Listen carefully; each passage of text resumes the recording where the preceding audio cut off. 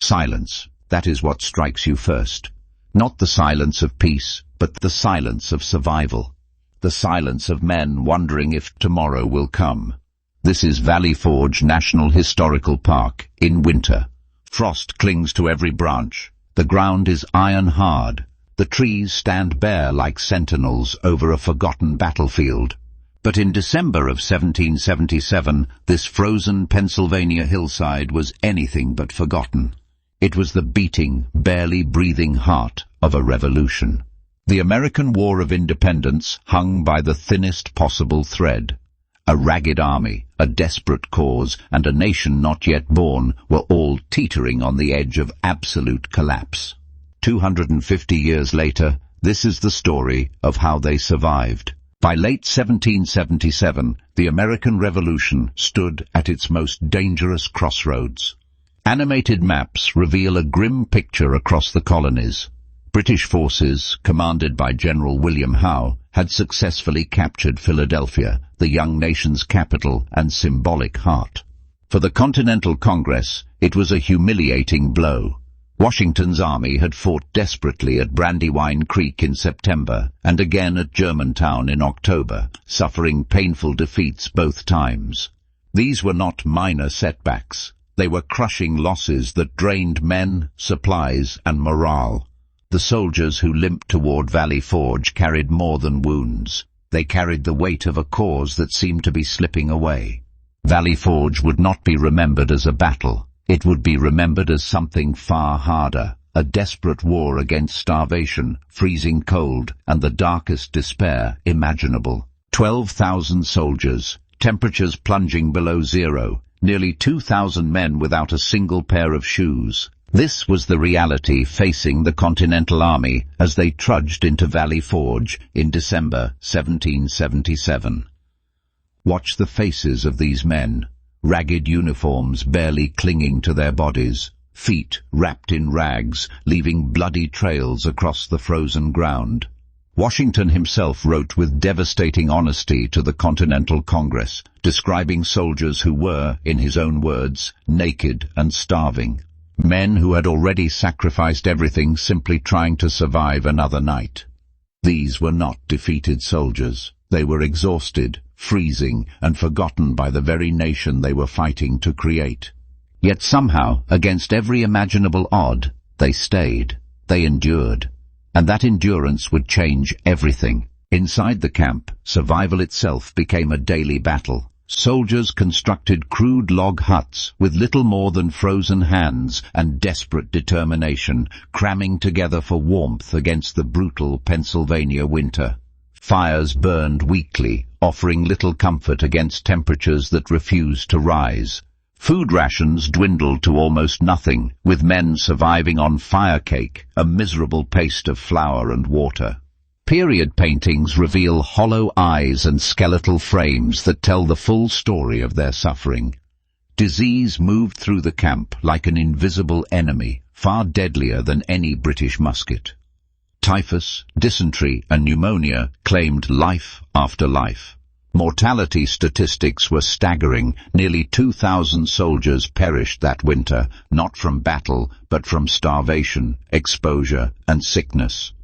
Valley Forge was not a battlefield. It was something far more terrifying. But survival alone could not hold an army together. Beneath the suffering, something darker was spreading through the camp. Entire regiments whispered of desertion, their loyalty stretched beyond breaking point. Reenactment scenes capture the raw tension, soldiers confronting officers, voices raised around dying fires, fists clenched in fury and desperation. Officers who had sacrificed everything began resigning their commissions, unwilling to watch their men perish without support. Back in Philadelphia, Congress grew restless, openly questioning whether George Washington was the right man to lead this revolution. One Continental officer wrote, and his words appear now against the flickering darkness, "We have been forgotten by those we fight for, left to die in the snow while liberty remains a distant promise." The American cause had never stood closer to complete and total collapse. Yet amid this unraveling, one man refused to break. George Washington, Commander-in-Chief of the Continental Army, carried a burden few could fully comprehend. Period portraits reveal a face etched with exhaustion and quiet determination. His reconstructed headquarters at Valley Forge still stands today, a modest stone house where history's weight pressed down on a single man's shoulders. In his private letters, Washington wrote with raw honesty, confessing to confidants that the army was on the verge of dissolution. Congress demanded results while providing almost nothing. His own generals whispered doubts about his command. Yet Washington wrote with unmistakable resolve, stating he would not abandon the men who had sacrificed everything. His loyalty to his soldiers, and to an idea not yet fully born, became the fragile thread holding the revolution together. Just when collapse seemed inevitable, an unlikely savior appeared on the horizon. In February 1778, a Prussian military officer named Baron von Steuben arrived at Valley Forge, and nothing would ever be the same. Von Steuben was no ordinary soldier. A veteran of the 7 Years' War and a man of formidable military knowledge, he had made his way from Prussia across Europe to Paris, where Benjamin Franklin himself recognized his extraordinary potential and recommended him to General Washington. Franklin's letter of introduction described a man uniquely capable of reshaping a struggling army. Von Steuben had crossed the Atlantic with a singular mission: to transform exhausted, demoralized farmers and tradesmen into a disciplined fighting force capable of standing against the most powerful military on earth.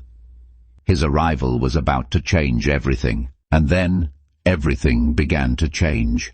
Every morning, Baron von Steuben marched onto that frozen parade ground with a purpose no one at Valley Forge had ever witnessed before. He drilled those ragged soldiers relentlessly, his voice cutting through the cold air in a chaotic but passionate mix of broken English, French, and German. His aides scrambled to translate commands in real time, but the men listened. They responded. Von Steuben introduced something the Continental Army had desperately lacked: standardization. Every soldier would load his musket the same way. Every regiment would march in the same formation. Every unit would respond to the same battlefield commands. He created America's first official military training manual, the Regulations for the Order and Discipline of the Troops of the United States. Discipline was no longer optional. It was survival. Something remarkable began to happen across the frozen grounds of Valley Forge. The men who had arrived broken and defeated were standing taller. Reenactment scenes capture it powerfully, soldiers moving with precision, their eyes carrying something new, something that looked unmistakably like pride.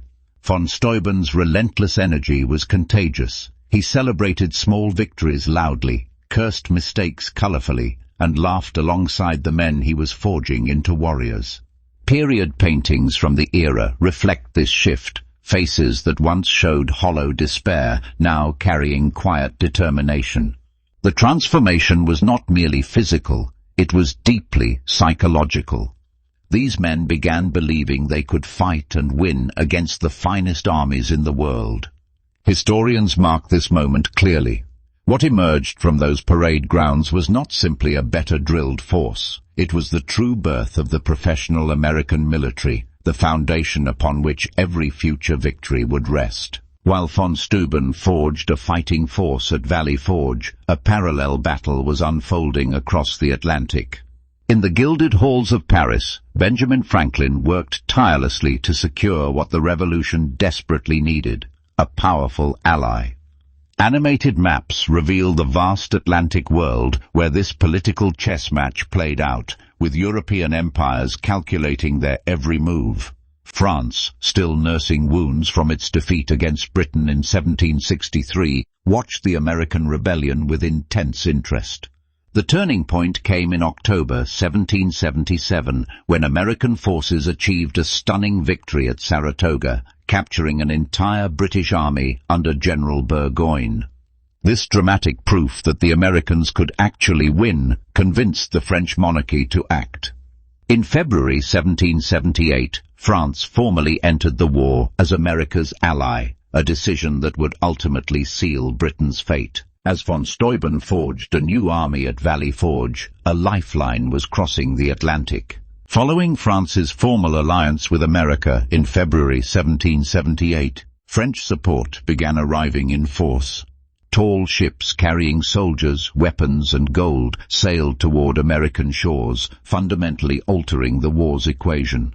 The Marquis de Lafayette, already beloved by American troops, became the living symbol of this partnership, bridging two revolutionary spirits across an ocean.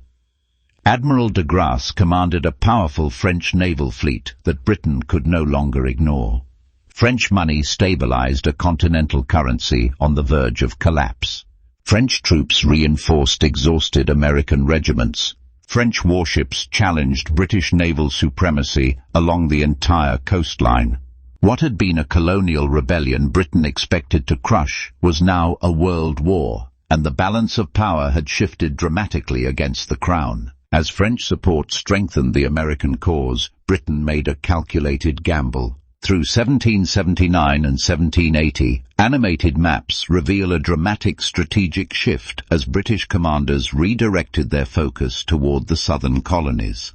London believed the South held vast loyalist support waiting to be unleashed. Savannah fell. Charleston surrendered in May of 1780 in one of the worst American defeats of the entire war. But the Carolinas refused to break quietly. Reenactment footage and sweeping drone shots over these ancient battlefields revealed terrain that swallowed conventional warfare whole. Guerrilla fighters under commanders like Francis Marion struck British supply lines and vanished into swamps and forests. Every British advance triggered fierce local resistance. The South became a grinding, brutal conflict where fortunes shifted week by week, and no victory came without a devastating cost. By the summer of 1781, the pieces of a breathtaking military masterpiece were quietly falling into place. Animated maps reveal three powerful forces beginning their fateful convergence toward Virginia. Washington's Continental Army, hardened by years of sacrifice, moved south from New York. French ground forces under General Rochambeau marched alongside them, disciplined and battle-ready.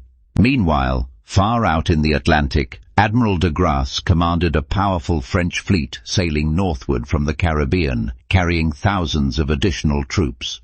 These movements were coordinated across vast distances with no modern communication, relying entirely on trust, timing, and extraordinary planning. British commanders failed to grasp what was unfolding until it was far too late. What was taking shape along the Virginia coastline was arguably one of the most perfectly coordinated military operations in the entire history of warfare. The trap was closing. By early October 1781, the trap had fully closed. Cornwallis and his 8,000 British troops were surrounded on the Yorktown Peninsula, with no escape by land or sea. French warships controlled the Chesapeake Bay following their decisive victory at the Battle of the Capes on September 5th. Washington and Rochambeau commanded over 16,000 combined forces pressing from the north. The artillery bombardment began on October 9th. American and French cannons unleashed a relentless storm of fire, reducing British fortifications hour by hour. Text overlay. October 14th. In a daring nighttime assault, American troops under Alexander Hamilton stormed Redoubt No. 10, while French forces seized Redoubt No. 9. Both positions fell within minutes. The British perimeter collapsed inward. Cornwallis, trapped, wounded in spirit if not body, attempted one final desperate crossing of the York River. A sudden storm ended even that hope. There was nowhere left to run. October 19th, 1781. Cornwallis's sword laid down. The long war, finally, was over. Reenactment footage captures the formal surrender ceremony. British soldiers marching out as their band reportedly played "The World Turned Upside Down." It was a moment almost impossible to imagine 4 years earlier at Valley Forge. From frozen, starving men huddled in crude huts to a disciplined army capable of defeating the greatest military power on earth, the journey was extraordinary. Those soldiers did not merely survive Valley Forge, they were forged there. As our drones sweep once more over Valley Forge's quiet fields and Yorktown's hallowed ground, we honor their sacrifice. 250 years later, the nation they bled for still stands. Their suffering built something eternal, America itself.